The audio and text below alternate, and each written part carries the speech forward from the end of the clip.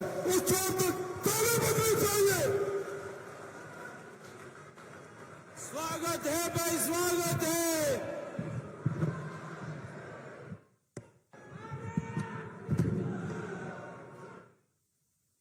मेरे साथ बोलिए, भारत माता की। क्यों भाई, उदयपुर वालों की, मेवाड़ वालों की आवाज को क्या हो गया? ऐसी आवाज नहीं चलेगी। 23 में भाजपा सरकार बनानी है ना? जोर से बोलो, बनानी है। 24 में मोदी जी को तीसरी बार प्रधानमंत्री बनाना है। तो मेरे साथ दोनों हाथ उठाइए, संपूर्ण विजय के संकल्प की मुट्ठी बींचिए और प्रचंड आवाज से बोले, भारत माता की, भारत माता की, भारत माता की। मंच पर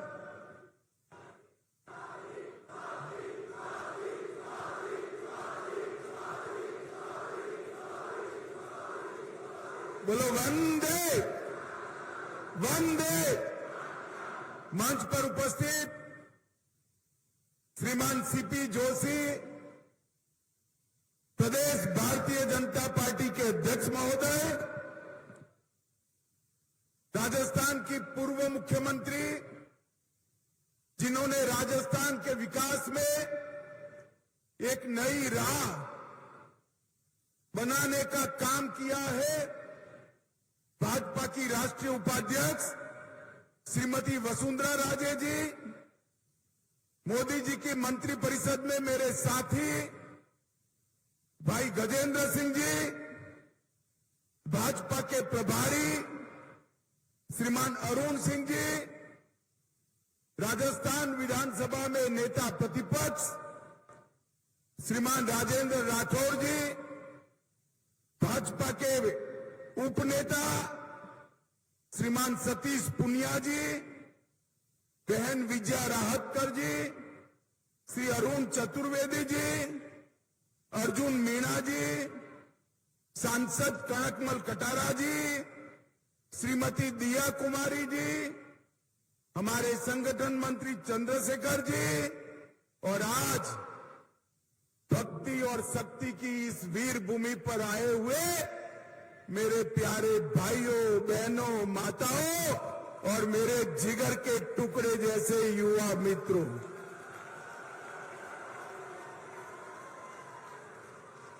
ये गहलोत जी खामखा इस आयु में इधर उधर घूम रहे हैं। ये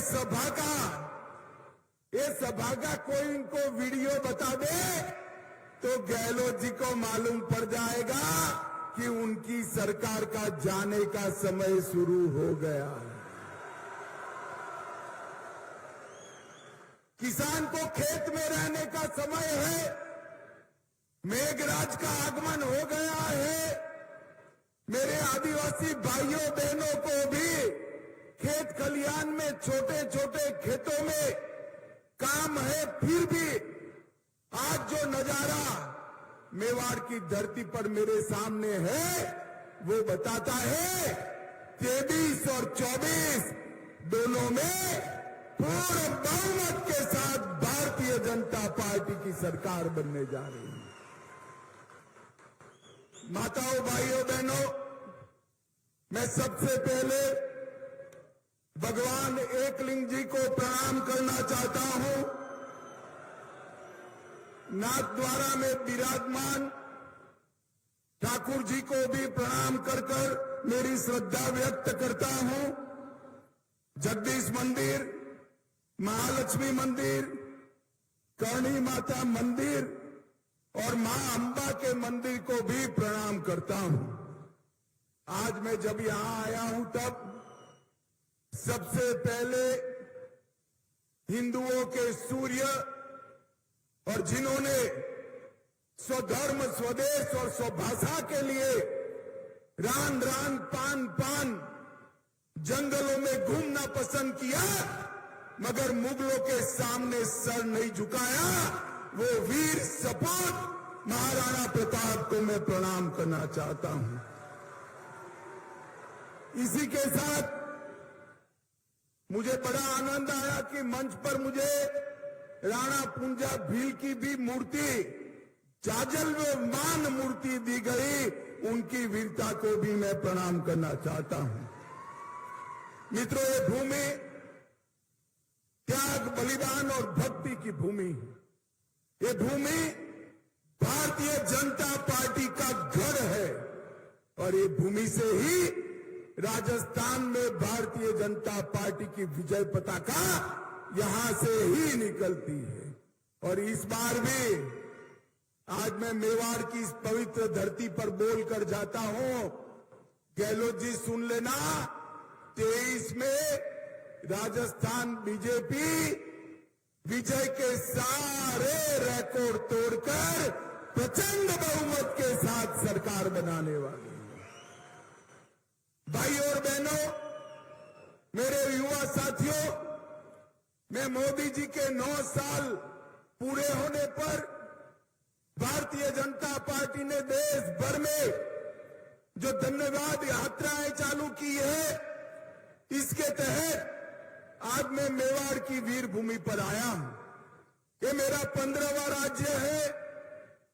मैं देश भर में घूमकर आया और देश भर में मोदी जी के लिए जो समर्थन देखा है, ये निश्चित है कि 2024 में फिर से 300 सीटों के साथ नरेंद्र मोदी जी प्रधानमंत्री बनने जा रहे हैं।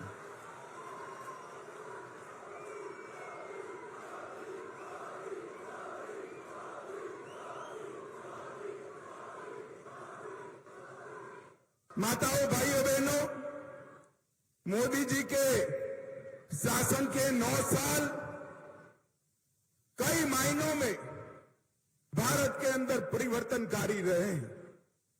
मोदी जी के शासन के 9 साल गरीब कल्याण के 9 साल रहे। मोदी जी ने कहा था 2014 में जब संसद में पहली बार पहुंचे, उन्होंने संसद की भूमि को माथे पर लगाकर कहा था, ये सरकार गरीबों की, दलितों की, आदिवासियों की, पिछड़ों की सरकार है। और 9 साल में इन्होंने इसके लिए ढेर सारे काम किए। मित्रों, मोदी जी के नेतृत्व में ये 9 साल में देश के करोड़ों किसानों को पहली बार 6,000 रुपया प्रति साल मिला है। और अपने राजस्थान में 80 लाख किसानों को अब तक 16,000 करोड़ रुपया सीधा बैंक अकाउंट में ट्रांसफर करने का काम हमारे नरेंद्र मोदी जी ने किया है। जल जीवन मिशन की तरह हमारे गजेंद्र सिंह जी देखते हैं यहां बैठे, जल जीवन मिशन के तहत हर गरीब के घर में नल से जल पहुंचाने का काम मोदी जी ने चालू किया है। और राजस्थान में 43 लाख परिवारों को अपने घर में शुद्ध पानी पीने का पहुंचाने का काम किया है। मित्रों, राजस्थान में 86 लाख शौचालय बनाए, 1 करोड़ कार्ड को 4.2 करोड़ लोगों को 3 साल से मुफ्त में प्रति व्यक्ति प्रति माह अनाज देने का काम ये भारतीय जनता पार्टी की सरकार कर रही है। 5.75 लाख उज्ज्वला के कनेक्शन दिए गए, 84,000 कनेक्शन मेरे ट्राइबल भाइयों को, आदिवासी भाइयों को देने का काम ये भारतीय जनता पार्टी की सरकार ने किया। 18 लाख लोगों को खुद का घर देने का काम ये भारतीय जनता पार्टी की सरकार ने किया है। मित्रों, मैं पास के गुजरात से ही आता हूं। यहां बहुत बड़ा जनजाति समुदाय है, आदिवासी समुदाय है। मेवाड़ के राणाओं ने जो लड़ाई लड़ी, इसके साथ मेरे आदिवासी भील भाई कंधे से कंधा लड़ाकर मुगलों के सामने लड़ने का काम आदिवासियों ने किया है। और स्वतंत्रता संग्राम में ढेर सारे गौरवमय प्रकरण मेरे आदिवासी भाइयों के नाम पर लिखे हैं। मोदी जी ने भगवान बिरसा मुंडा को, उनकी जयंती को जनजाति गौरव दिन के रूप में स्थापित कर देश भर के आदिवासियों का सम्मान करने का काम किया है। इसके साथ पहली बार आजादी के 75 साल के बाद एक आदिवासी महिला को, गरीब घर की महिला को द्रौपदी मुर्मू से महामहिम द्रौपदी मुर्मू बनाने का काम नरेंद्र भाई ने कर समग्र देश के आदिवासियों को गौरव दिलाया है। पहले गहलोत जी सुन लीजिएगा, 10 साल आपकी सरकार चली सोनिया मनमोहन की, सिर्फ 90 एकलव्य विद्यालय थे। ये आदिवासी बच्चों को पढ़ाने के लिए 14 से 24-22 में 500 से ज्यादा एकलव्य विद्यालय भारतीय जनता पार्टी की सरकार ने बनाए। 40,000 से ज्यादा शिक्षक भर्ती किए, 30 लाख से ज्यादा विद्यार्थियों को छात्रवृत्ति दी और जनजातीय मंत्रालय का बजट जो पहले 1,000-1,500 करोड़ था, मोदी जी ने बढ़ाकर 15,000 करोड़ करने का काम किया है।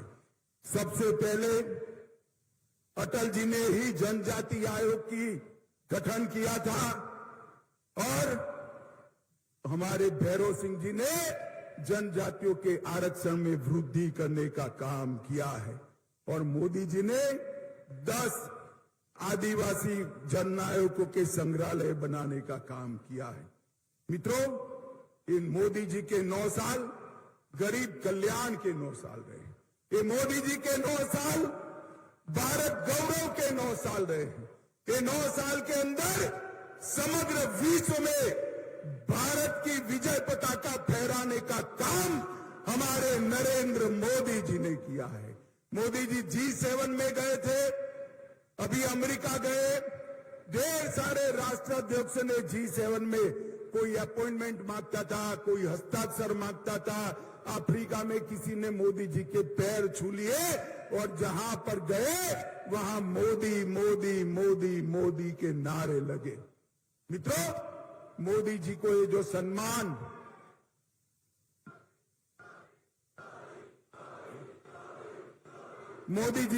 सम्मान समग्र विश्व में मिल रहा है, ये मोदी जी का सम्मान नहीं है, ये भारतीय जनता पार्टी का सम्मान नहीं है।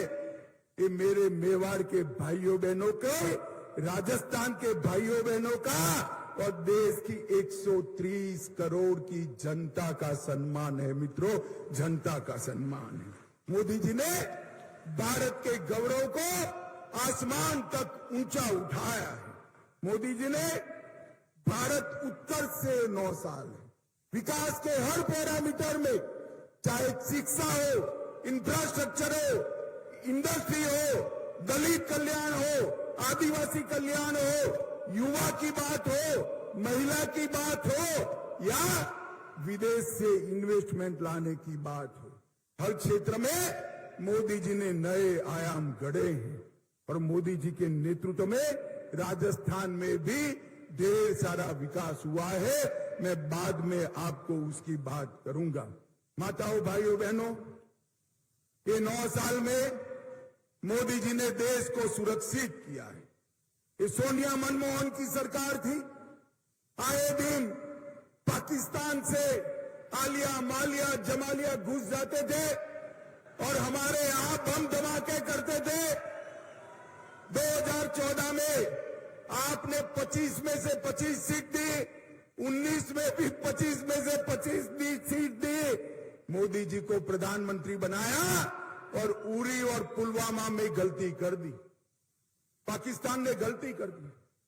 परंतु इस बार मौनी बाबा मनमोहन जी प्रधानमंत्री नहीं थे, नरेंद्र मोदी प्रधानमंत्री थे।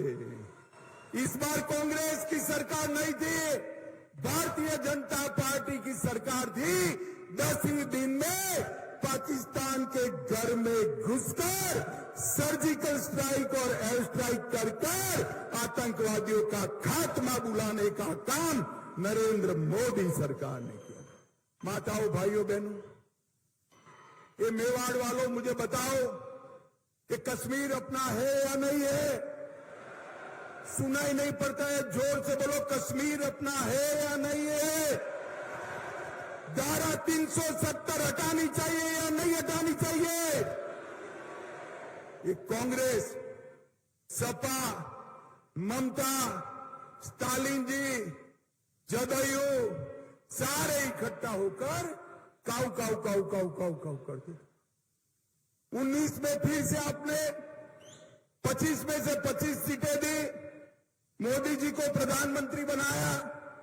मोदी जी ने एक ही झटके में धारा 370 को 5 अगस्त 2019 को समाप्त कर। अरे राहुल बाबा कहते थे कि धारा 370 मत हटाओ वरना खून की नदियां बह जाएगी। अरे राहुल बाबा, किस जमाने की बात करते हो? खून की नदियां छोड़ो, किसी की कंकर चलाने की हिम्मत नहीं हुई है, कंकर चलाने की। ये 9 साल में मोदी जी ने देश को सुरक्षित करने का काम किया है। 9 साल में मोदी जी ने देश को विकसित करने का काम किया है।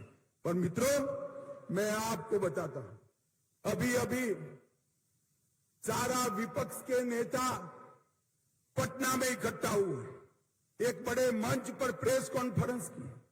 सारे लोग, मैंने भी प्रेस कॉन्फ्रेंस देखी, मैं भी बहुत साल से राजनीति में हूं। मैंने सोचा भला ये कौन लोग इकट्ठा हुए? 21 पार्टी के लोग थे। कितनी पार्टी के? जोर से बोलो, कितनी पार्टी के? ये 21 पार्टी के लोग थे और 21 लाख के घपले, घोटाले, भ्रष्टाचार करने वाले लोग वहां पर इकट्ठा हुए। 21 लाख के घपले, घोटाले, जनता को हिसाब नहीं देना है। अरे मैं इस मंच से चैलेंज देता हूं, नरेंद्र मोदी सरकार पर आज तक हमारे विरोधी भी भ्रष्टाचार का एक भी आरोप नहीं लगा पाए। मित्रों, एक भी आरोप नहीं। और 21 पार्टियां 21 लाख का भ्रष्टाचार करने वाली इकट्ठा होकर राहुल बाबा को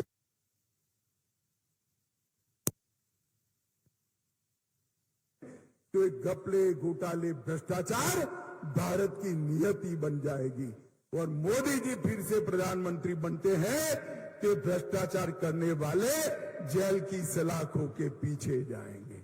मुझे बताओ भाई, राहुल बाबा को प्रधानमंत्री बनाना चाहिए या मोदी जी को? जोर से बोलो, किसको बनाना चाहिए? अरे सारी पार्टियां,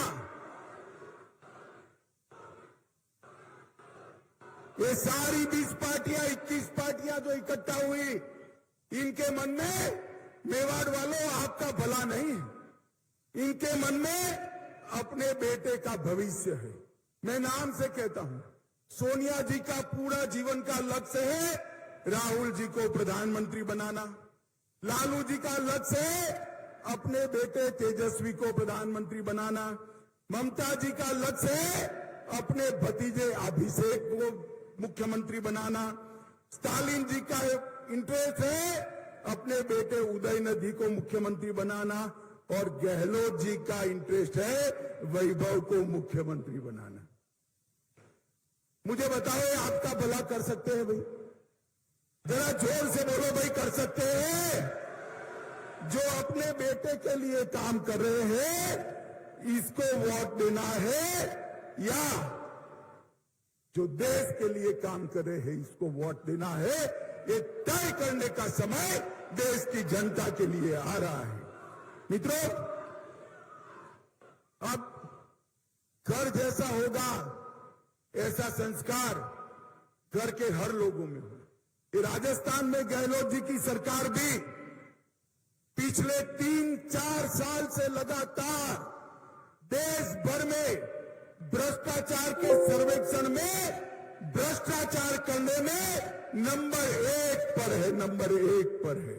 माताओं, भाइयों, बहनों, खनन विभाग में 66,000 करोड़ का भ्रष्टाचार किया और बात वहां तक पहुंच गई, एक संत ने अपना आत्मविलोपन करना पड़ा, फिर भी भरतपुर में अवैध खनन फिर से चालू हो गया है। उदय सागर झील के नाम से 2000 करोड़ का भ्रष्टाचार, प्रतापगढ़ में 1000 करोड़ रुपए के लाइमस्टोन खान का भ्रष्टाचार, सचिवालय में अफसरों की अलमारी से 2 करोड़ रुपया और 1 किलो सोना निकलता है। गहलोत जी, जरा बताइए सोना किसका है? भाई हिसाब मांगना चाहिए या नहीं मांगना चाहिए? पीछे वाले बोलो, मांगना चाहिए या नहीं मांगना चाहिए? आपके पास मौका है अब हिसाब मांगने का कि सचिवालय के अंदर ये 2 करोड़ रुपया और 1 किलो सोना किसका है, उसका हिसाब दीजिए। काली सिंह बांध के नाम पर करोड़ों रुपए का घपला, गरीबों के राशन में 100 करोड़ रुपया चाऊ कर गए, वृद्धावस्था पेंशन में 450 करोड़ रुपया चाऊ कर गए। शर्म करो, शर्म करो, गरीब बच्चों का अनाज और वृद्धों के पैसे खाकर कोई सुखी नहीं होता है। गहलोत जी, ये सरकार भ्रष्टाचार की सरकार है। इस सरकार ने तो भ्रष्टाचार के सारे रिकॉर्ड तोड़ने का काम किया है। और अशोक गहलोत जी ने जितने भी वादे किए थे वो सारे वादे तोड़ दिए हैं। मित्रों, 10 दिन के अंदर किसानों का कर्जा माफ करना था। मुझे बताओ, हुआ है भाई? अरे जोर से बोलो, हुआ है? युवाओं को बेकारी भत्ता मिला है? उल्टा 19,000 किसानों की भूमि कुर्क करने का काम ये सरकार ने किया है।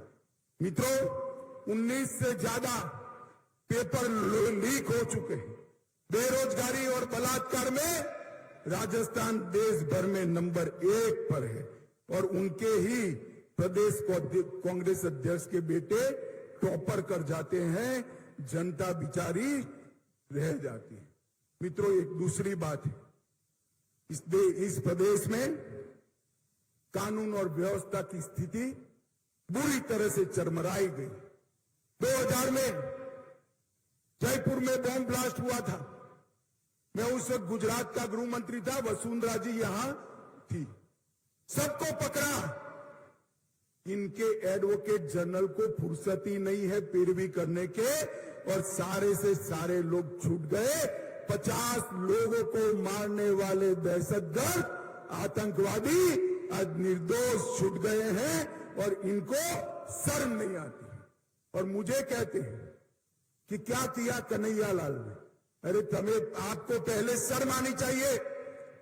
माताओं, भाइयों, बहनों, बताओ, कन्हैयालाल को सुरक्षा किसने नहीं दी?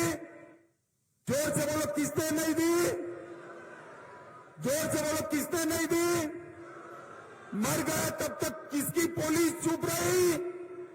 अरे आप तो पकड़ना भी नहीं चाहते थे, एनआईए ने पकड़ा। और झूठ मत बोलो गहलोत जी, चार्जशीट नहीं हुई है। मैं डंके की चोट पर कहता हूं, 22 दिसंबर 2022 को चार्जशीट हो चुका है। स्पेशल कोर्ट बनाने का काम आपका है, जिससे जल्द सजा दी जाए। राजस्थान सरकार हाई कोर्ट को भरोसे में लेकर स्पेशल कोर्ट नहीं बनाती है, न तो आज तक कन्हैयालाल के दोषियों को फांसी पर लटका चुके होते। मित्रों, लटका चुके। इनको शर्म आनी चाहिए। ये वोट बैंक की राजनीति करते हैं। मैं आज इतना कहना चाहता हूं, मोदी जी ने PI5 पर बैन लगाया। गहलोत जी के राज में कोटा में पीएफआई की रैली निकलती, चित्तौड़गढ़ में रतन सोनी की हत्या होती, करौली में हिंदू त्योहार बंद कर दिए जाते हैं, संघ का पथ संचलन बंद कर दिया गया और 300 साल पुराना शिव मंदिर अलवर में ढहा दिया गया। भगवा ध्वज उतारने की हिमाकत ये गहलोत सरकार करती है। मैं आज पूछना चाहता हूं, आजादी के इतने सालों के बाद भी वोट बैंक की लालच में संविधान को साइड पर रखकर जिस प्रकार से बहुमत समाज के साथ अन्याय और अत्याचार हो रहे हैं, मैं आपको कहने आया हूं मित्रों, ये वोट बैंक की राजनीति करने वाले ही कर सकते हैं। Bharatiya Janata party vote bank की राजनीति नहीं करती है। मोदी जी के शासन में जब वसुंधरा जी थी तब भी यहां आतंकवाद पर लगाम कसने का काम भारतीय जनता पार्टी ने किया है। ये 3D से घिरी हुई सरकार है। 3D का मतलब है दंगा, महिलाओं से दुर्व्यवहार और दलितों पर अत्याचार। ये 3D से घिरी हुई अशोक गहलोत सरकार को हमने उखाड़ कर फेंक देना है। मित्रों, ये दंगा राज यहां पर हो चुका है। मैं आज आपको इतना ही कहना आया हूं मित्रों, आपके पास 2 मौके, एक आपको केंद्र सरकार भी चुननी है 24 में, एक राज्य सरकार भी चुननी, मगर एक वोट देने से दोनों काम होते हैं। तो राजस्थान वालों करना चाहिए या नहीं करना चाहिए? अरे जोर से बोलो यार, एक ही वोट देने से 2 काम होते हैं तो करना चाहिए या नहीं करना चाहिए? तो ट्रेलर पहले है, 23 में है, 23 के ट्रेलर में अशोक गहलोत सरकार को मूल के समेत उखाड़ कर फेंक दीजिए एक बार, तो 24 में अपने आप 25 सीटों का रास्ता प्रशस्त हो जाएगा और मोदी जी फिर से प्रधानमंत्री बनेंगे। मुझे बताओ माताओं, भाइयों, बहनों, मोदी जी को प्रधानमंत्री बनाना चाहते हो? ऐसे नहीं, दोनों हाथ उठाकर बोलो, चाहते हो? फिर से 25 सीट तीसरी बार राजस्थान से मोदी जी की झोली में डालेंगे? ये भ्रष्ट नकारा अशोक गहलोत सरकार को उखाड़ कर फेंक देंगे? यहां पूर्ण बहुमत की रिकॉर्ड तोड़ने वाली भारतीय जनता पार्टी की सरकार बनाएंगे? कमल के निशान पर वोट देंगे? तो मेरे साथ दोनों हाथ उठाइए, उठाइए दोनों हाथ, विजय के संकल्प की मुट्ठी बींचिए और प्रचंड आवाज से बोलिए, भारत माता की, भारत माता की, वंदे वंदे वंदे। आप सभी का बहुत बहुत धन्यवाद, प्रणाम।